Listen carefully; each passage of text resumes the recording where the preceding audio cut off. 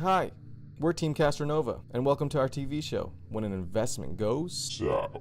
So what's the pitch of our TV show? Well, I'll tell you. Thank you for asking. Thank you very much. In our pitch, we aim for the audience to walk away knowing the following. Methods for correcting investments expected to externally and or internally bring down a business. Our target market consists of business students, investors, and entrepreneurs between roughly the ages of 18 to 55. So if you're 56 or 17, then maybe this show is not for you. Actually, we accept ages of all limits, so we don't discriminate. Really bad joke. Anyway, we also hope to aid in coping with stress, because everyone is stressed these days when facing with unforeseen situations in the business world, and we plan to explore how to use the bounded rationality model. So the main plot of our TV show begins and welcomes with our beloved Castronova Capital. Castronova Capital is the largest hedge fund firm in the US. It's based out of Providence, Rhode Island, and new customers tell founder, CEO, our main guy, Ronnie Castronova, that a company the business is invested in is about to go bankrupt. Clients suggest liquidating the money they invested.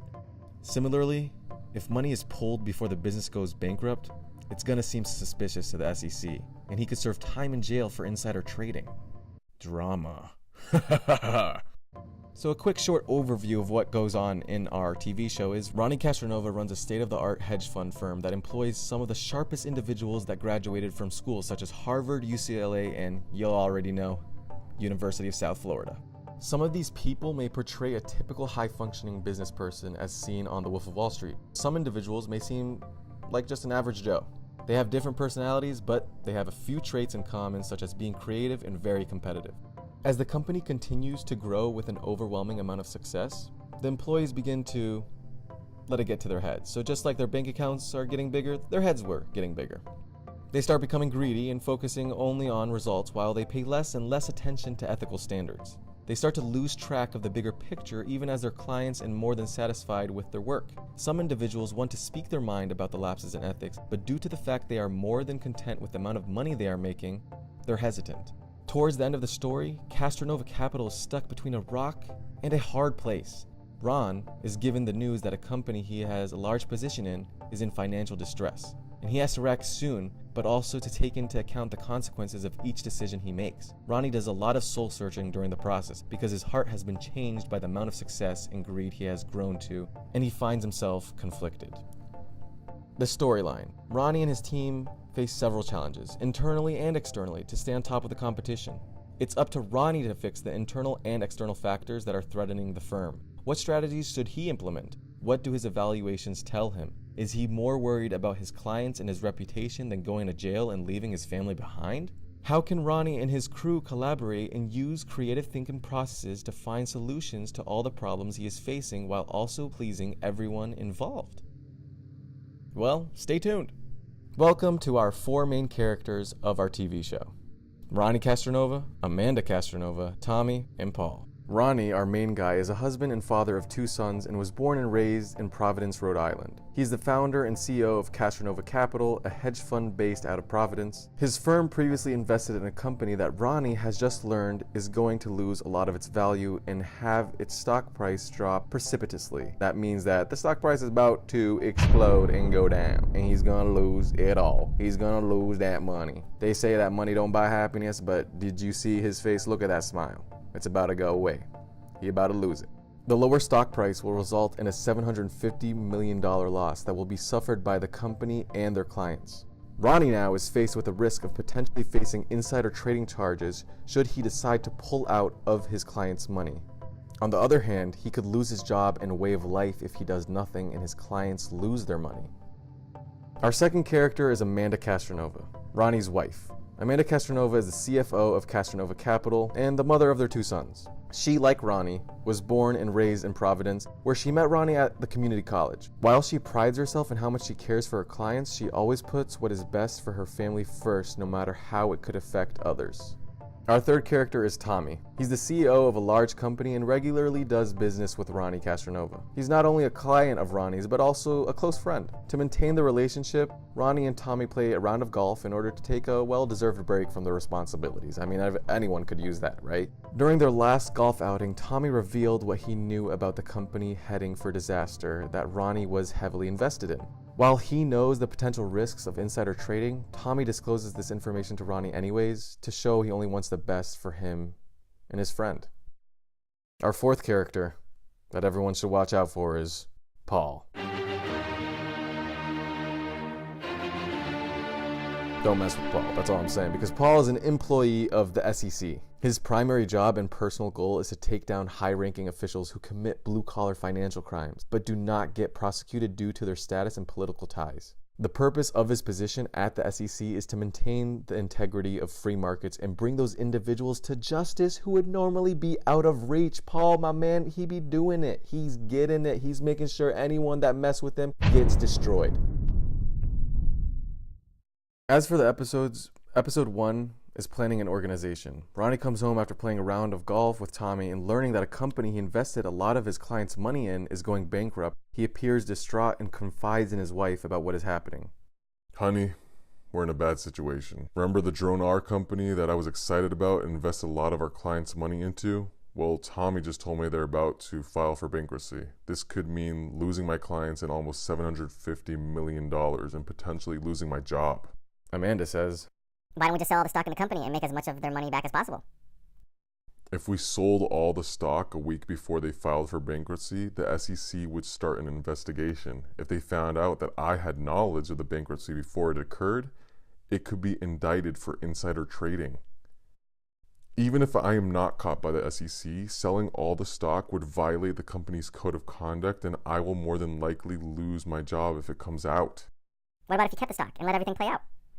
Many people would lose a lot of money. This type of loss could affect all my stakeholders' way of life. Not to mention, the board would ask for my registration citing performance issues as their main concern. If it were up to me, I would let it play out. People may lose money, but they took the risk by investing in the first place. Your resume speaks for itself, honey. Hun, tum, love, and you will be able to find another job. You can't be here for your family if you are put in jail. Our second episode is about human resource management. Before organizations or managers can encourage or correct the actions of employees, they have to know how the employees are doing. So the episode is basically about Ronnie checking on an employee and holding him up to his standards. Our third episode primarily focuses on leadership. There is a leadership summit that executives of Castronova Capital attend every year so that the company will maintain high levels of performance. Now, Ronnie is an important interview with global channels recording and asking questions. One reporter goes and says, Ronnie, let me get it in your face. How do you distinguish managing and leading your firm? Ronnie responds, leading and managing share many similarities, but they're not the same. Managing includes leading and influencing people, but it also involves various activities such as planning and organizing, which may not directly involve influencing other people. Not all leaders are competent at managing, nor are all managers effective leaders. Wise words by the Ron. Another reporter said, would you say that leadership is the answer to managerial problems? Ronnie responds and says, leadership is not the only way to deal effectively with the managerial problems. Greater levels of education and expertise on the part of employees can often reduce the need for direct leadership. Other variables such as rigid rules and procedures can neutralize the effects of leadership. Our fourth episode is communication and negotiation. Ronnie and his client Tommy go to the country club to play a round of golf to discuss the latest news going on in their business ventures. Towards the 17th and 18th hole, Tommy discloses some important information to Ronnie that catches him by surprise. Hey Ron, I've got something to get off my chest. One of my buddies that is an accountant for Drone R gave me some serious news. Now, he didn't tell me specifics, but I got a hint of what he's trying to say. So basically, Drone R is struggling financially and won't be expected to last much longer. Ronnie says, come on, Tommy. Don't play around with me. You know how much money I've invested with them, right? Tommy says, I'm serious, Ron. That's why I'm telling you, because you're a dear friend of mine and I care about you. Ronnie responds and says, Jesus, Tom, do you know the time frame on when this is supposed to happen? No, I don't. He didn't tell me. Ronnie says, all right, Tom. Thank you for the insight. I'm going to have to set an emergency meeting with my executives tomorrow to discuss how we're going to handle this situation. Episode 5 is about control in the organization. The executives of Castronova Capital have been given news that an investment is set to tank soon, but they should disclose the information to the rest of the employees. The controlling division will play an important role here, and basically Paul...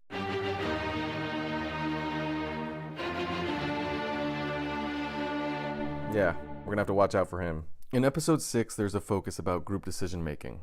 Ronnie pulls together a meeting with all the top executives of the firm to discuss which decision to pursue.